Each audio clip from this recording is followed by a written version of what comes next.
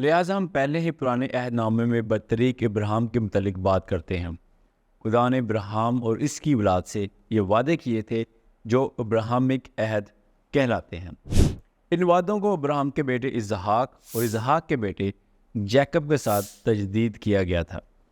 Jacob کا نام اسرائیل رکھ دیا گیا تھا اور وہ اسرائیل کے 12 قبیلوں کا باپ کہلاتا ہے۔ پیدائش میں ہم نے پڑھا ہے کہ جیکب کے مرنے سے پہلے اس نے اپنے بیٹوں کو اور اپنے 2 پوتوں کو برکت دی اور انہیں بتایا کہ آخری دنوں میں ان کے ساتھ کیا ہوگا۔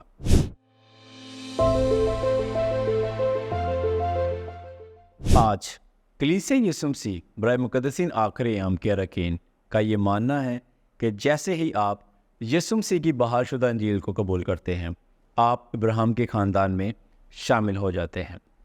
اسی طرح آپ ابراہیم اور اس کی نسل کے وعدوں کے وارث بھی بن جاتے ہیں۔ ایک بطریقی برکت کا مقصد اسرائیل کے قبیلے کا اعلان کرنا ہے، جس کے ذریعے آپ کو ابراہیم کو دی گئی نعمتیں ملیں گی۔ یہ نسب نامہ کا اعلان بھی ہے، چاہے وہ نسب نامہ خون سے ہو یا گود لینے سے، اس سے کوئی فرق نہیں پڑتا ہے۔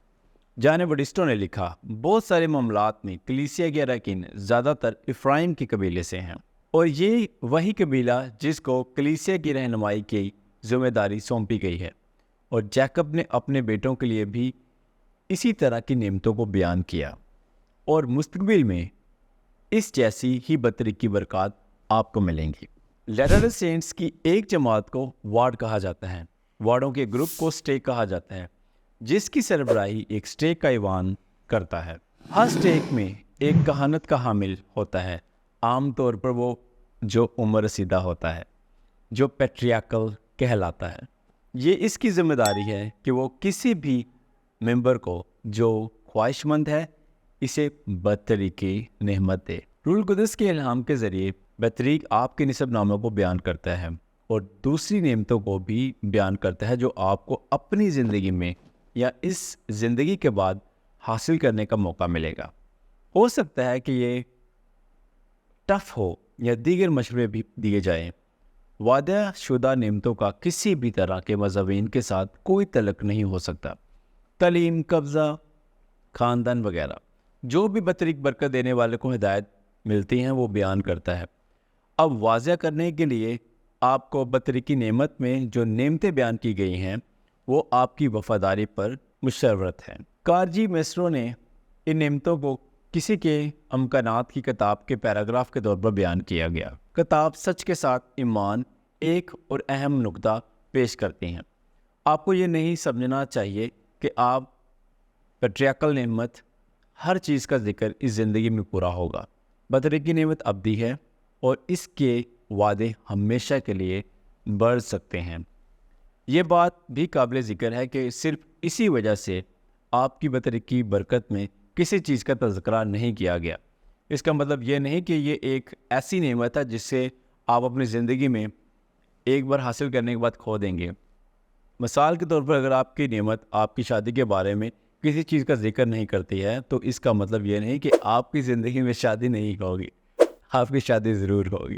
ایک بطریقی برکت کو خدا کی طرف سے مکاشفہ سمجھا جاتا ہے، جیسا کہ روح القدس سے متاثر ہو۔ آپ کے لیے وصول کنندہ اس لحاظ سے ایک بطریقی برکت کو آپ کی زندگی کے لیے ذاتی مکاشفہ سمجھا جا سکتا ہے۔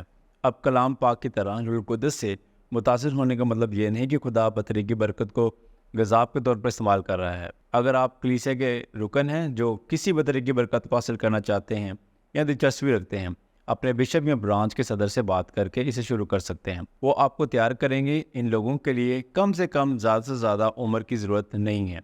جو بھی بطریقی برکت لینے کے خواہاں ہیں، چرچ ہینڈ بک جو ہر جگہ پر موجود ہے آپ پڑھ سکتے ہیں اور انفارمیشن حاصل کر سکتے ہیں۔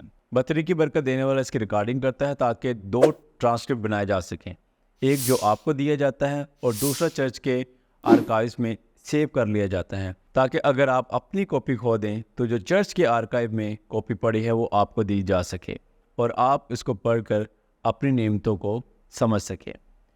ان کا مقصد عوامی طور پر شیئر کرنا نہیں ہوتا، ان کا مطلب یہ ہے کہ وہ اپنی زندگی بھر وصول کنندہ کے لیے الہام اور رہنمائی کا باعث بنے۔ آپ اس موضوع کے بارے میں مزید جاننا چاہتے ہیں تو ڈسکرپشن میں دیے گئے لنک پر ضرور کلک کریں، اور وہاں پر بہت سے ایسے لنک موجود ہیں جو آپ کی رہنمائی کریں گے۔